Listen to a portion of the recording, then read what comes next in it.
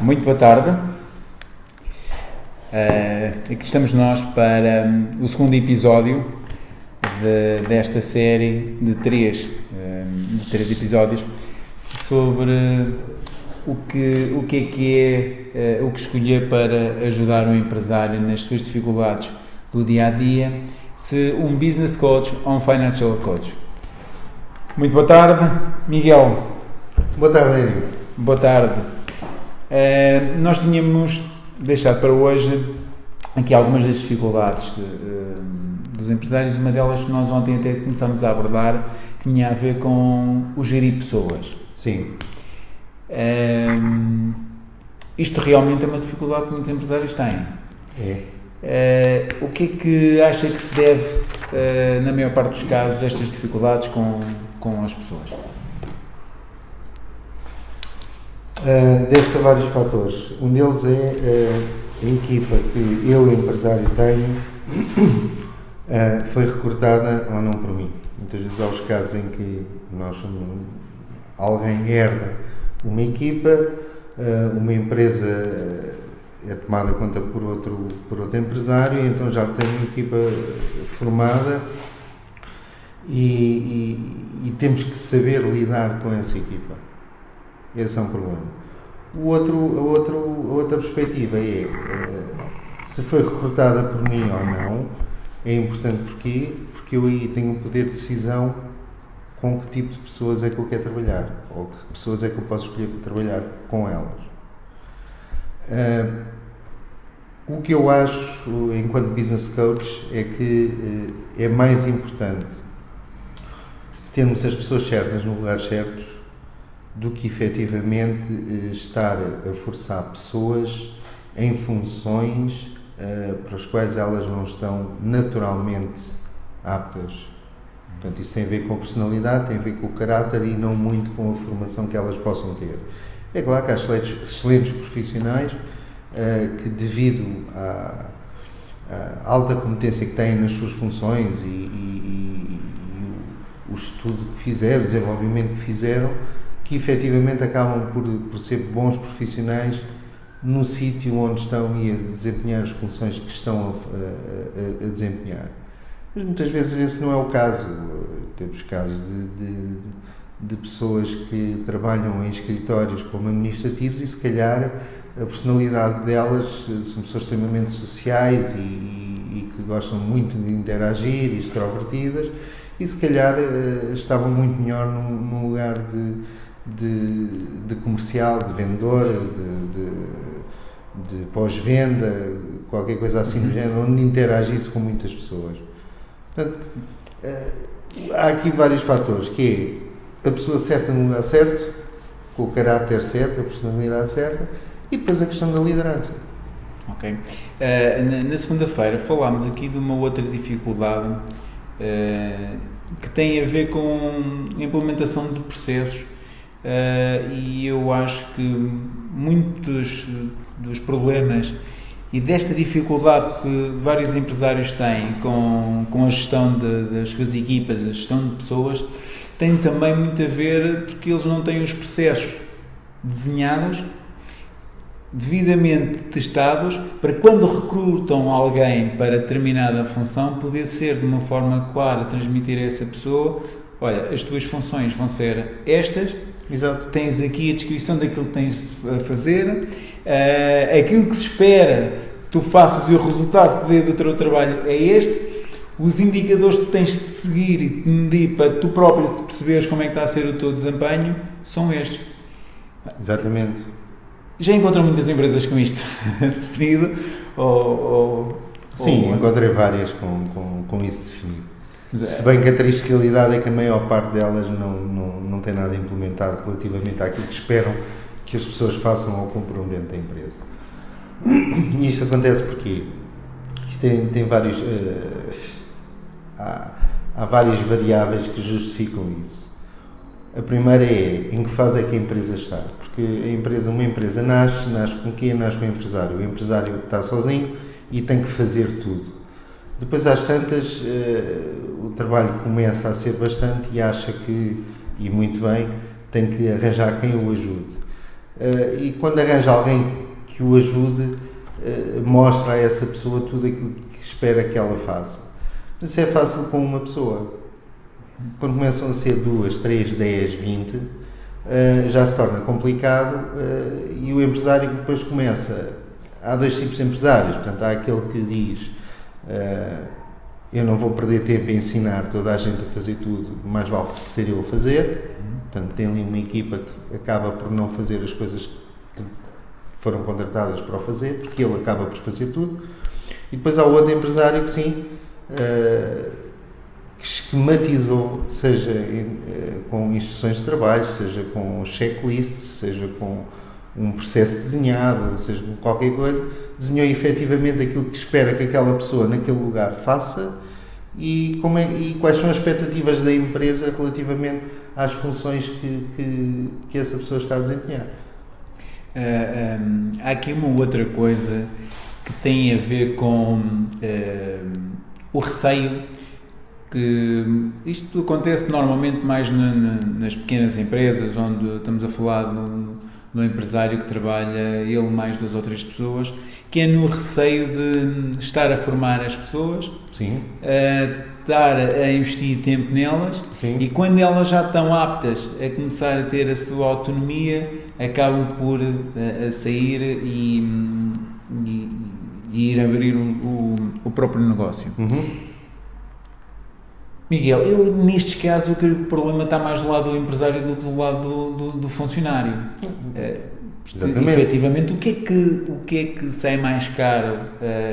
É trabalhar com alguém que até é competente e vamos apostar neles e correr este risco, efetivamente, da pessoa sair e voar? Uhum. Ou pensar assim, ok, posso estar aqui a trabalhar com outras pessoas, não são tão competentes, mas estes não vão embora, não tem aqui. Não será que também muitas das vezes isto possa ser aqui um problema logo à partida, aqui que bloqueia um bocadinho o empresário e que faz com que tenha aqui uma postura um pouco mais defensiva e que depois acaba por dificultar toda a vida e aqui dificultar no crescimento. A questão aqui é porque é que o funcionário se vai embora, porque é que os funcionários vão embora. Os funcionários vão-se embora principalmente por uma questão muito simples, que é indiferença percebida. Porque é que não me ligam nenhuma? Ok? Mas efetivamente isso não demite o funcionário da responsabilidade de ter que formar essa pessoa, de ter que a integrar na equipe existente ou na empresa existente, de ter que acompanhar, de saber delegar aquilo que tem que delegar e de a saber controlar. E isto, controlar é seguir indicadores de performance que essa pessoa teria que cumprir. Agora, há o outro lado da moeda, que é a questão da remuneração, não é? Porque o funcionário sente-se compensado ou não? O funcionário sente-se reconhecido ou não?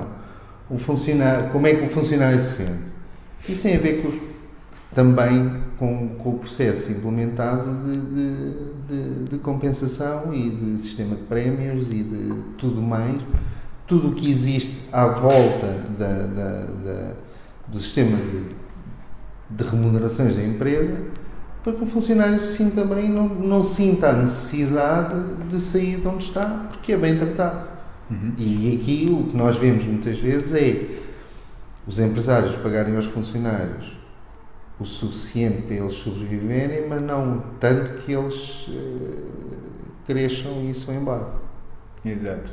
Estamos aqui a falar aqui de áreas em que um business coach pode fazer toda a diferença no apoio ao empresário para estas questões, que está tudo ligado aqui à questão da liderança.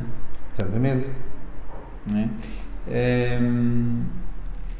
Uma boa liderança, desde diga, uma boa liderança passa por 90% de uma boa liderança passa por escolher as pessoas certas.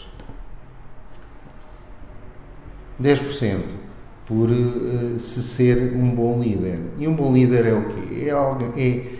é alguém com que as pessoas se identifiquem, com quem partilhem essa visão que o empresário partilhou e que queiram fazer crescer a empresa e o ecossistema onde estão, portanto, partilhar a visão e ajudar o empresário também a crescer. Se a empresa cresce, os funcionários também crescem, a equipa também cresce, toda a gente sai a ganhar, certamente, e pronto. Há aqui uma questão de cultura,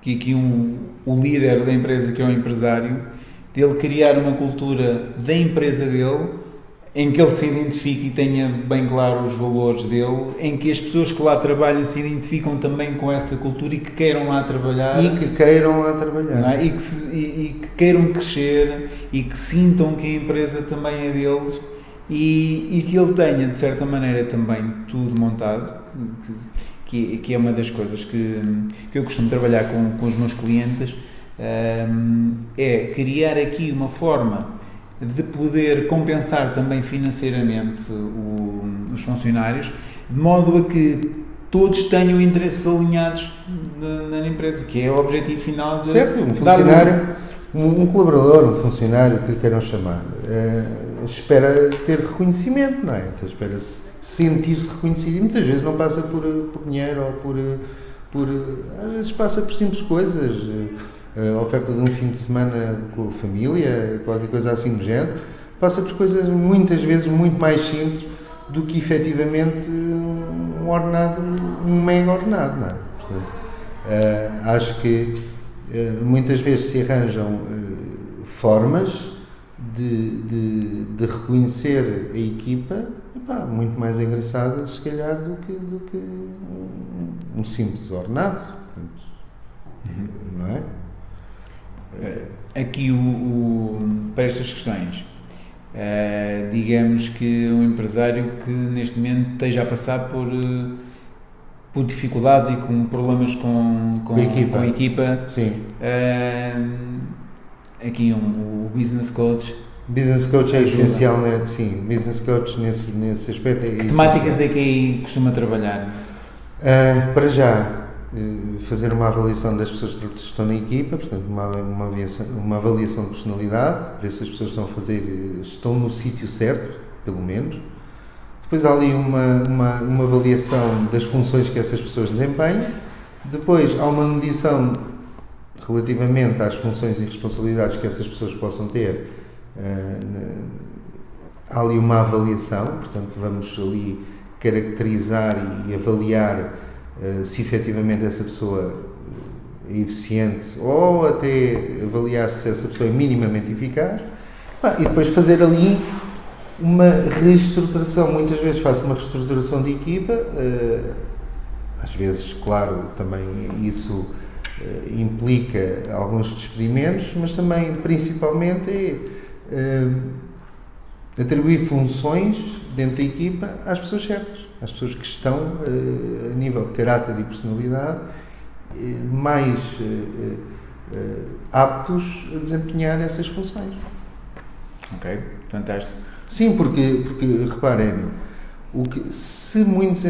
quando o empresário tem essa dificuldade, é porque se calhar muitos membros da equipa estão lá não por algum interesse na empresa, mas por isso simplesmente estão lá à troca de um vencimento. Apenas estão a trabalhar por dinheiro. Sim, e isso é desmotivante. A pessoa não consegue. É desmotivante. A pessoa fica desmotivada e pronto. E depois começa a fazer coisas que eu costumo chamar de cuspir na sopa, não é? Exatamente. Aqui, no fundo, a solução passa não por esperar que os problemas se resolvam por si só, esperar que amanhã seja um dia melhor, mas sim pegar e enfrentá-los, perceber o que é que está menos bem, o que é que não está a funcionar e ir resolvendo, ir implementando processos e procedimentos de modo a que toda a equipa... E o que normalmente, peço desculpa, normalmente acontece é que na implementação desses processos e desses sistemas e nas avaliações do pessoal e atribuição de novas funções, há muitos membros da equipa que se auto-excluem e acabam por se ir embora. Sim, acaba por se fazer uma seleção natural. Exato. Das pessoas e resolve-se dessa maneira alguns problemas que nem havia coragem de os resolver. Exatamente. Muito bem. Estamos aqui a falar de liderança e ainda aqui no campo da liderança, Miguel, de certa maneira esta parte da gestão das pessoas é muito importante também para o empresário preparar a sua sucessão. Certo. Porque se não tiver uma equipa, e uma equipa que faça com que a empresa funcione bem, mesmo que ele não esteja lá presente, e esse acho que deve ser um dos principais objetivos do empresário, é querer ir se libertando e subindo na hierarquia da sua própria empresa, e ter uma equipa que trabalhe e que faça que as coisas aconteçam. Isso vai facilitá-los na preparação da sucessão. Estamos aqui a entrar numa área que é uma área que o Miguel... Que é a área para o business coach, para o business coach principalmente, porque, reparem, todos os que são empresários hoje em dia, um dia tiveram a fantástica ideia de se tornarem empresários e abrir uma empresa. Com tudo de bom e de mau que existe enquanto ser empresário. Portanto, até aí tudo bem. Mas poucos pensam numa estratégia de saída, ou seja, no final da vida da empresa ou da própria pessoa, o que é que ela vai fazer com a empresa? O que é que vai acontecer? E há de haver um dia em que vai fazer estas questões. E agora? O que é que eu faço? Então, vendo a empresa? Sim ou não? Fecha a empresa? Sim ou não? Ou então arranja sucessão. A sucessão muitas vezes passa pelos filhos, não é? E que a maior parte dos casos os filhos não querem saber nada da empresa. Não será esse um erro que os empresários normalmente têm, de ver as empresas, normalmente eles veem a sua própria empresa como um filho e imaginam que depois os filhos deles biológicos que vão-lhes seguir os passos e não metem muitas vezes a hipótese de ok, e se eles não quiserem saber disto para nada? Isto não será um erro comum que se comete? Há essa questão de achar que os filhos um dia vão pegar na nossa empresa e vão continuar com aquilo que nós construímos. Okay? A maior parte dos casos isso não acontece porque são pessoas diferentes, os nossos filhos são diferentes, têm ideias diferentes, sonhos diferentes, objetivos diferentes e muitas vezes não passam por seguir o legado que nós queremos deixar. Isso faz com que nós possamos ponderar as outras duas alternativas, que é fechar ou vender. Sim. Okay? Mas, se há várias formas de construir isto, há várias formas de fazer isto, isso é um trabalho de algum tempo, portanto, uma sucessão tem que ser muito bem preparada e demora para dar uma ideia, demora entre 2 a 7 anos. E porquê é que demora tanto tempo? Primeiro, descobrir quem é que vai suceder, o que é que vai acontecer à empresa após a reforma do próprio empresário. O empresário quer se retirar, o que é que vai acontecer à empresa? Há muitos modelos possíveis. Pode-se criar um modelo de empresa familiar, em que depois todos os membros da família, mesmo nossa sucessão, possam fazer ali parte da administração e tomar decisões, apesar de ter gerência própria. Pode-se preparar os filhos, pode-se preparar alguém que já lá esteja para dar continuidade à empresa, mas se isso não for possível, o empresário tem que estar preparado para poder responder ou para poder escolher livremente, e não por ser obrigado, escolher livremente as opções de vender ou fechar a empresa. E para isso, para vender, o que é preciso? É que a empresa funcione sem ele. O investidor só está interessado numa empresa nossa se nós formos irrelevantes no funcionamento da empresa. Primeiro ponto. Segundo ponto, Fechar é preciso dinheiro, é preciso haver ali capacidade de investimento, para fazer face a todas as responsabilidades dos passivos. Sabe o que eu costumo fazer? Eu quando tenho algum cliente Você foi-se embora? Fui, mas já voltei. Eu quando tenho algum cliente que está nessa fase, que chega a pensar, ok, eu estou a começar a pensar em querer deixar e passar aqui o negócio para o outro. Normalmente, quando um cliente chega a essa fase, eu costumo aconselhá-los a falar consigo ou com um business coach. Mas eu tenho uma maneira simples, indireta, de preparar a sessão para os meus clientes, que é tornar a empresa rentável. E eles, à medida, enquanto não estão a pensar nisso, tornar a empresa rentável, tornar a empresa que funcione bem, sem eles terem que estar presentes, eles fazerem o papel verdadeiramente de um CEO. Sim. Não é? Porque quando chega a esse... eu sei que o Miguel também trabalha assim com os seus clientes, mas quando chegam, e aqui falando diretamente aqui para os empresários que nos estão a ver e alguns que vão ver depois, se ainda não está, isto é para aqueles que ainda não estão a pensar na retirada deles do negócio, se ainda não estão nessa fase, a melhor forma de prepararem já isso para o futuro é tornem a vossa empresa apetecível. Não é? Tornem a vossa empresa o máximo rentável possível, funcionem de uma forma quase automática, sem vocês terem que estar lá todos os dias, em que não haja aquele ditado de patrão fora, dia santo na loja. Não é?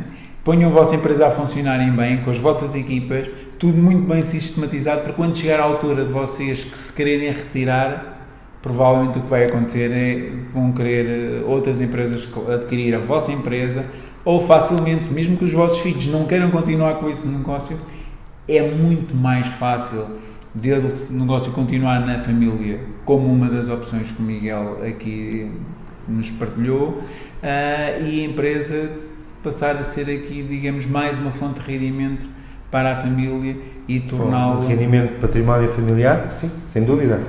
Sem dúvida.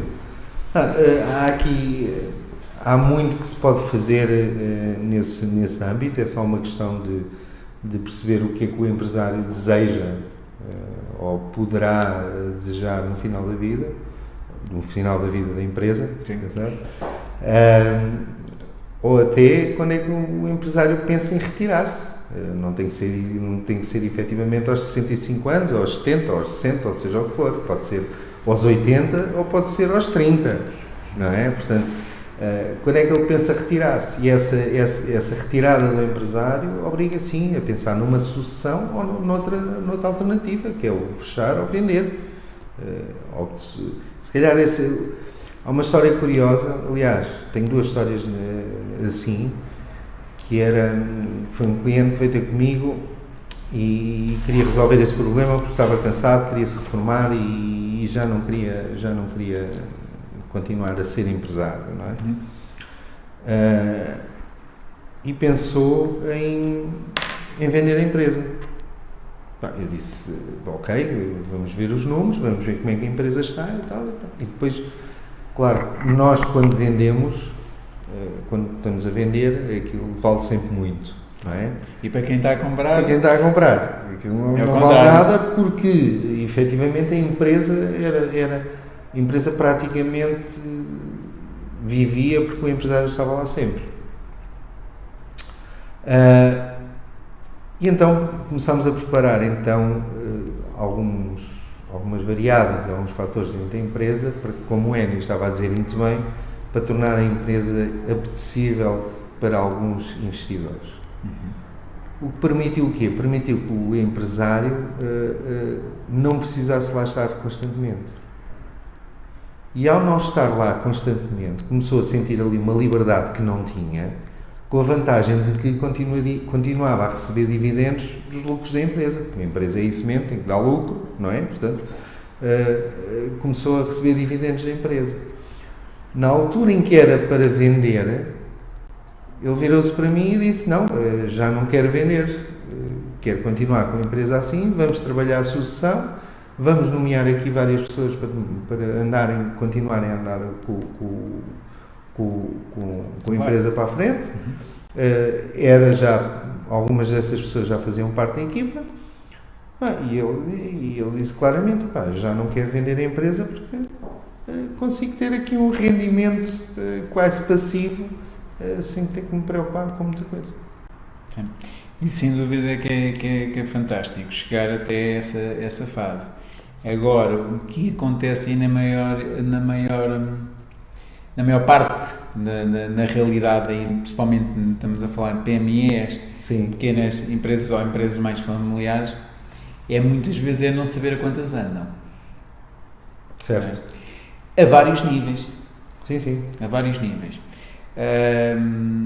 Isto é uma das coisas que não é totalmente transversal, ou seja, nós podemos ter, e que já encontrei empresas ou empresários que sabem perfeitamente quantas obras é que têm em carteira, quanto é que estão a faturar, Exato. não sabem quanto é que estão a ganhar em cada uma dessas obras. Uhum. E isso traz-lhes aqui, ou pode-lhes trazer aqui, algumas dificuldades, que é, uma delas e a Marcos Boca, que é apresentar a trabalhar quase para aquecer, estarem a impor um esforço cada vez maior para isso. Nestes casos, isto está tudo interligado, não é? Nestes casos, aqui o importante e aquilo que eu normalmente aconselho, vamos aqui parar, vamos aqui trabalhar aqui digamos, um processo de venda. O que é que, quando está a vender para um cliente, o que é importante? Não é? Quais é que são os custos? Quais é que são toda a parte estrutural da empresa que está englobada e associada a esse produto? Sim. E vamos aqui perceber margens. Não, exato. Isso é essa questão, quando essa questão se apresenta, eu aconselho sempre um financial coach. E como é que eu sei que o empresário não sabe a quantas anda? Eu faço uma pergunta muito simples e que a maior parte dos empresários este ano sentiram na pele isto mesmo que eu vou perguntar, que é, se a partir de amanhã a faturação fosse zero, quanto tempo é que a empresa iria viver? Se não me responderem 3 meses, 6 meses, 1 ano, já me responderam 3 anos, e aí sei perfeitamente que o empresário sabe a quantas anda. Enganou-se um bocadinho nos 3 anos, pronto, foi um bocadinho otimista, mas sabia que conseguia viver. Mas quando não me sabem responder, eu aí vamos ver porquê, vamos ver qual é a causa desse sintoma, que o sintoma aí é a falta de dinheiro, portanto, e dinheiro é o oxigênio da empresa, não há como fugir a isso, mas eu aí vou trabalhar a parte operacional da empresa, de marketing, vendas, processos, sistemas, a própria liderança, mas peço sempre a ajuda de um financial coach. Exatamente, porque aí o trabalho que tenho aí com os empresários vai para a margem, rentabilidade, libertar fluxos financeiros para conseguir suportar toda a estrutura e sim conseguir perceber se eu consigo libertar X milhares de euros por cliente, sim. Eu assim, sei quanto é que me custa a minha estrutura, eu sei quanto tempo é que eu consigo suportar se de um momento para o outro não tiver. Não, e esse trabalho é essencial, principalmente com financial coach, porquê? Porque eu tenho muitos casos em que empresas de serviço que fazem orçamento, o método de cálculo continua a ser o mesmo que há 3 anos atrás. E de há 3 anos a hoje, já muita coisa mudou e a realidade alterou-se muito. Sim. Muitas coisas mudaram. E 3 anos está a ser otimista. Sim, ok, para não dizer 10 anos, mas fazem as coisas da mesma forma, como sempre fizeram, de há 3 anos a esta parte. E fazer com que se entenda porque é que se há de mudar essa forma de trabalhar é essencial ter um Financial Coach. Sim, sem dúvida. Sem dúvida, porque... E é difícil de fazer entender que é um preço, a base para um preço nunca é o custo. Isso é um erro tremendo. Epá, mas eu compro isto, custa-me X, aquele serviço custa-me Y. Sim, ok. Ótimo. Isso é bom para saber que margem é que se vai ter agora. Ok. Quanto é que o mercado está disposto a dar por este serviço? Sim. Isso aí é que é importante. E o que é que posso agregar para que esse serviço possa ter um valor maior? Um valor acrescido. E que o meu cliente esteja disposto e desejoso de me pagar mais para ter aquele serviço. É aí, deixa de ser chocante, como ainda há poucos dias, numa conversa, vi um empresário dizer que, ok, ele até podia levar mais, mas pá, sente que pode, ou que está a ir ao bolso do cliente, entre aspas. E eu até disse, não está a ir ao bolso do cliente, desde que o cliente sinta que aquilo que ele está a pagar está a receber um valor superior. É a diferença entre preço e valor. E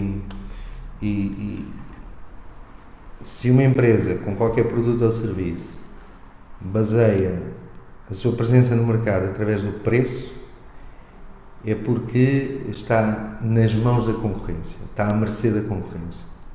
Sim.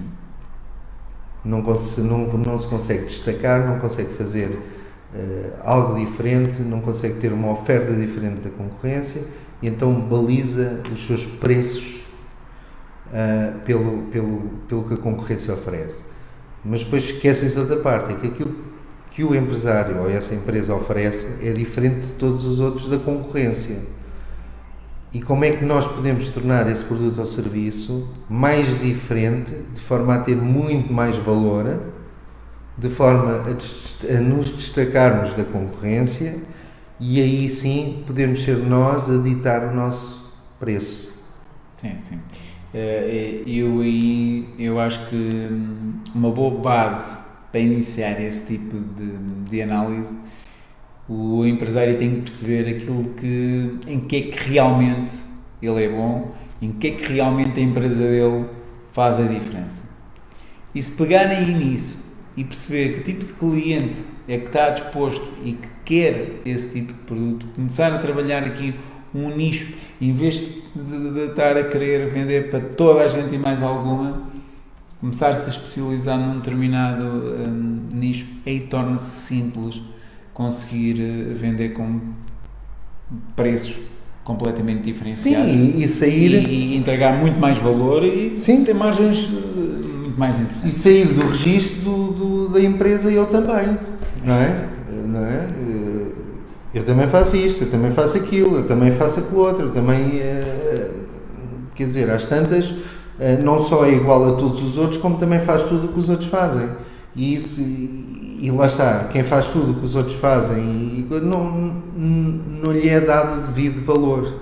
Mesmo que o tenha. Ok? Não lhe é dado o devido valor. Portanto, enquanto business coach, eu trabalho muito essa área, ajudo as empresas e os empresários a definirem qual a sua estratégia de comunicação relativamente à presença que querem ter no mercado e destacarem-se ali um bocado em relação à concorrência para terem a liberdade de poder serem eles a ditar o valor que acham que merecem.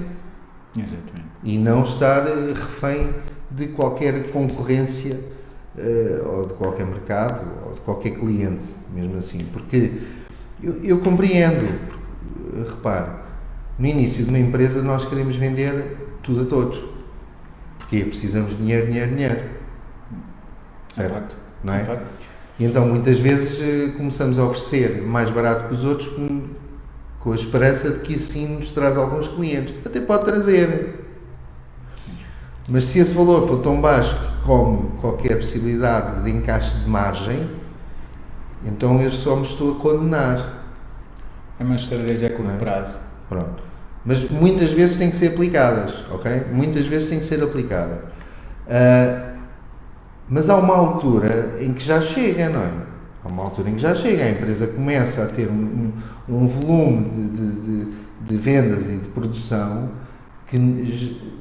que é preciso sair desse registro e muitos não estão dispostos a isso. Sim. Porque quando iniciam esse registro, não sabem o que é que vão fazer a seguir. Não têm planeado o que é que vão fazer a seguir.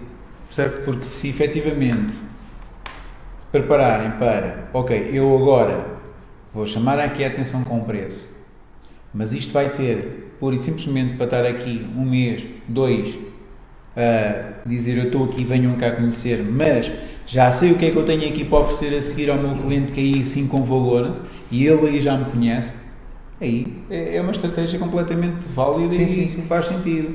Agora, não, eu vou meter aqui o preço baixo para conseguir atrair clientes e que me continuarem a comprar. E se for sempre essa a estratégia, isso também pode ser válido, se conseguir trabalhar aqui com escala. Exato, mas depois para isso tudo é preciso o empresário saber a quantas anda, ok? Porque se eu pergunto a um empresário qualquer qual é o seu custo de aquisição de cliente, 90% não sabe. Qual é o seu retorno de investimento relativamente ao orçamento de marketing que tem implementado? Não sabe. Quais são os prazos médios de recebimento? Quais são os prazos médios de pagamento? Qual o valor tem? O valor que tem na rua sabem sempre. Sabem. Isso sabem mais sempre. ou menos. Não, isso sabem sempre. Isso sabem sempre.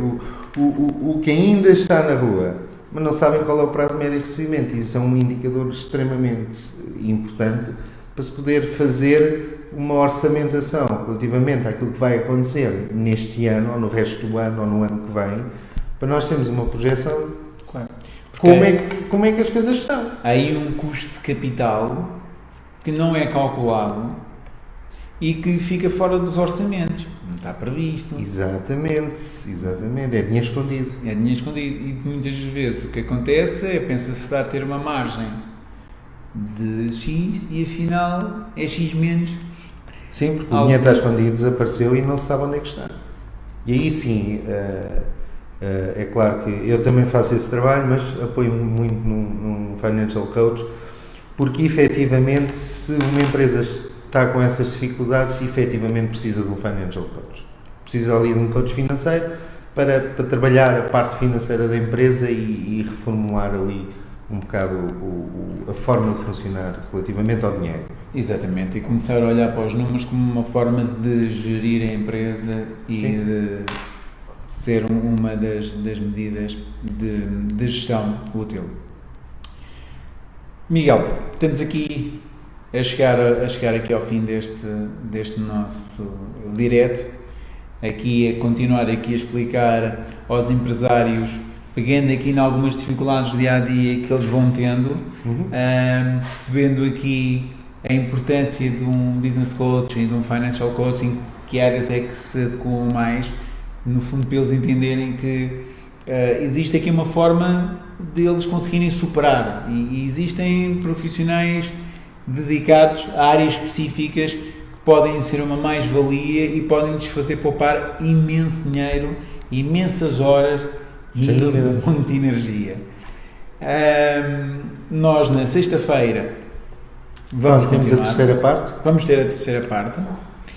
Miguel quer aqui informar o que é que na sexta-feira vamos aqui tratar? Nós na sexta-feira, portanto, se não viram a primeira parte, o primeiro episódio, a primeira parte, convido-vos a verem. Esta foi a segunda parte. Na terceira parte, o que é que vamos falar? Vamos fazer o resumo de tudo aquilo que falámos nestas duas partes e vamos falar sobre algo que efetivamente nos anda aqui, pronto, foi uma ideia que nós tivemos, que é a oportunidade de alguns de vós poderem usufruir do nosso acompanhamento por um mês e realmente ver o que é que funciona melhor na vossa situação, se é um business coach, se é um financial coach, se é os dois em conjunto ou se não é nenhum. Portanto, estamos a dar a hipótese de experimentarem durante um mês o nosso acompanhamento e a nossa ajuda Vamos fazer um resumo de tudo aquilo que falámos, portanto, desde o marketing e vendas, a sistematização, a questão de gestão de equipa, a liderança, portanto, vamos fazer um resumo e pronto. E vamos ter uma oferta especial para vocês, mas tem que estar presente, tem que assistir. Por isso, não tenho mais nada aqui a acrescentar. Miguel, quer dizer mais alguma coisa? Dizemos adeus às pessoas. Dizemos adeus até sexta-feira, a terceira parte, não faltem. Ok, até sexta e obrigado por assistirem.